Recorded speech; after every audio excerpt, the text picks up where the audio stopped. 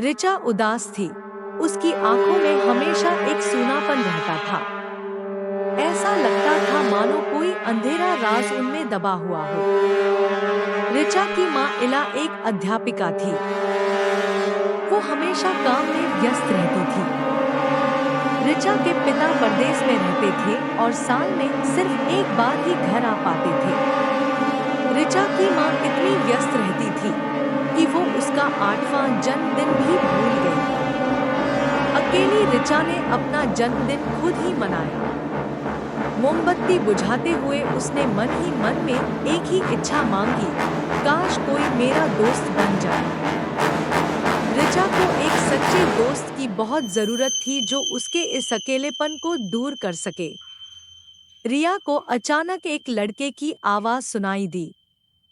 वह एक गाना गा रहा था जिसके बारे में कहा जाता था कि इसे गाने से भूत आ जाते हैं। रिया ने चौंक कर देखा तो 5 विदेशी बच्चे खड़े थे। एला के कहने पर जादूगर असेप ने बताया कि ये बच्चे पीटर, जहान, वानडेव और हरीश थे।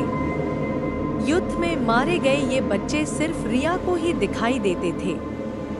असेप ने आगे बताया कि रिया मरे हुए लोगों की गंध सूंघ सकती है, इसी वजह से उसे ये बच्चे दिखाई देते हैं। रिया को उनकी बात पर यकीन नहीं हुआ। उसने पीछे मुड़कर देखा तो वे बच्चे अब अपने मरे हुए रूप में खड़े थे। उनके सड़े हुए शरीर और खाली आंखें देख रिया बुरी तरह सहम गई।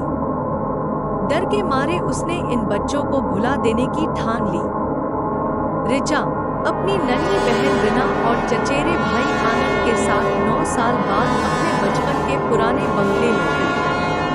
एला, जो अब विदेश में थी, ने उन्हें ये डरावनी जिम्मेदारी सौंपी थी।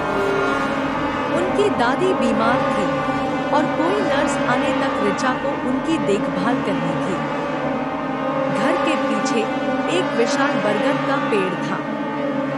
बचपन में दूसरे बच्चों ने ऋचा को कभी भी उसके पास न जाने की चेतावनी दी थी। वे कहते थे पेड़ से रात में अजीब आवाजें आती हैं और शायद कोई बुरी आत्मा वहीं रहती थी। ऋचा को ये बातें बचपन से ही डराती थी। उसी शाम एक नई नर्स आसिया घर पहुंची। ऋचा को उसे देखते ही एक कपकपी सी दौड़ गई। आसे की आंखों में कोई गर्मी नहीं थी और उसकी मुस्कान में कुछ हटपटा था। रात होते ही आसे ने रिना को गोद में बिठा लिया और उसे मीठी कहानियां सुनाने लगी, पर उसकी आवाज किसी बुढ़िया दादी की तरह खुरदरी और डरावनी थी। रिना खुशी से कहानियां सुन रही थी, पर ऋचा को तो हर शब्द में खौफनाक इशारा नजर आ रहा था। ऋचा दहशत में चीखी, आनंद को भी आसे नहीं दिख रही है। बचपन के डर अब सच हो रहे थे। अचानक बिजली चली गई और घर में अंधेरा छा गया। चीख पुकार मची। फिर एक खौफनाक सन्नाटा। जब बिजली वापस आई तो ऋचा ने देखा दादी और आनंद बेहोश पड़े थे और रिना गायब। घबराई हुई ऋचा ने एला को फोन किया और आसिया के खौफनाक कारनामों के बारे में बताया। खुद को बचाने के लिए ऋचा ने सालों से अछूते पड़े पियानो को खोला और उस पर वही धुन बजाई। कमरे में अजीब सी हवा चलने लगी और बचपन के दोस्त धुंध की तरह सामने आ खड़े हुए। वे ऋचा को उस आध्यात्मिक दुनिया में ले गए जहां आसे एक क्रूर चुड़ैल की तरह बाथटब में रिना को डुबा रही थी। ऋचा को वापस लौटने के बाद उसी वक्त एला की मुलाकात असेप से हुई। असेप ने उसे बताया कि आसे एक औरत थी जिसने अपने अवैध संबंध से पैदा हुए नवजात शिशु को मारकर खुदकुशी कर ली थी। अब आसे की आत्मा दुनिया भर में भटकती है, उस मारे गए बच्चे की जगह लेने के लिए दूसरे बच्चों को ढूंढती है। एला अपने पति के साथ विदेश चली गई थी, इसलिए रिना अक्सर अपनी बुआ टीना के घर रहने आती थी। टीना अपने पति अहमद और बेटे अंकित के साथ रहती थी। एक दिन रिना बैले सीख रही थी। वह स्टेज पर परफॉर्म कर रही थी। लेकिन तभी उसे गुस्सा आ गया।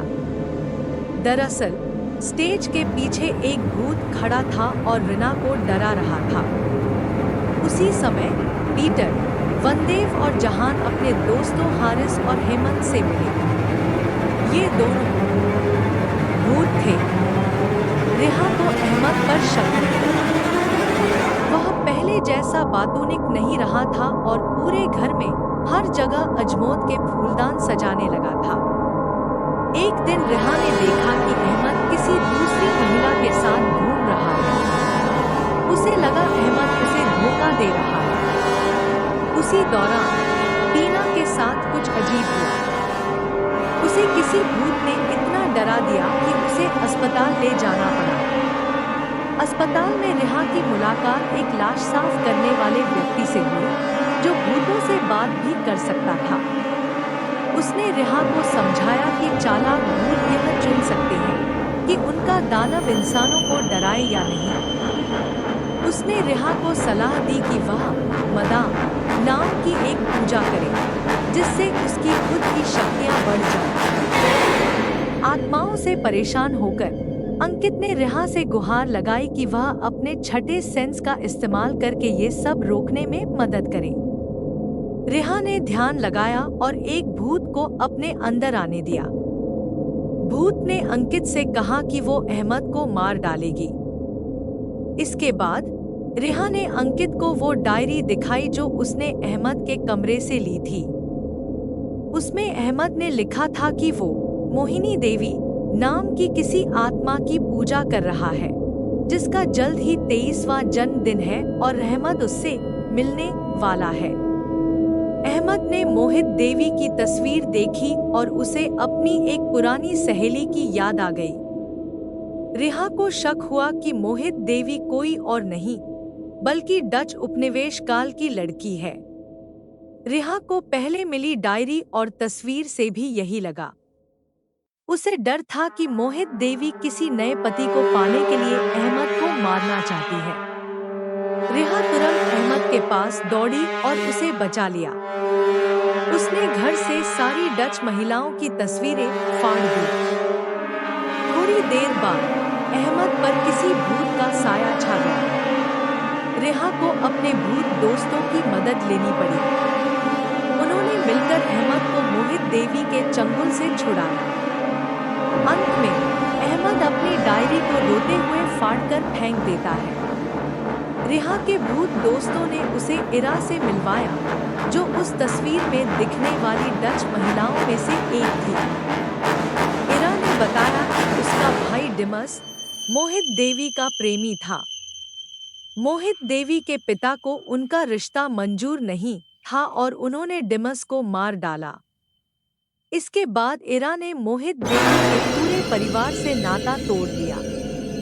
कुछ समय बाद रेहा, उसके भूत दोस्त टीना, अहमद और अंकित रीना का बैले परफॉर्मेंस देखने के लिए थिएटर गए। वहां रेहा को थिएटर का भूत कांटिंग दिखाई दिया।